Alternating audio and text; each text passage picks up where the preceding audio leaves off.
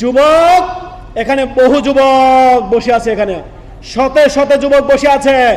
যুবকরা শুনে রাখো, যারা প্রেম বা ইশকের রোগে ভুগছেন, যারা নোংরামি নামের এই প্রেম প্রীতিতে ভুগতেছেন, তাদেরকে বলবো এই রমাদান মাসে আপনি তওবা করুন রব্বুল আলামিনের কাছে, তওবা করে ফিরে আসুন।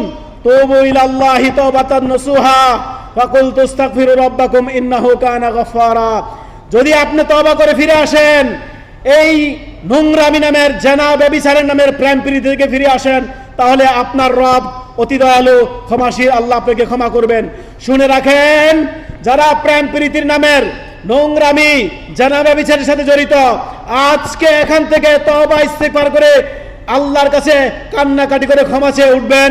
যাদের সেই সমস্ত মেয়েদের সাথে নারীদের সাথে সম্পর্ক রয়েছে, তারা তওবা ইস্তেগফার করুন। আমার দ্বারা আর কোনো দিন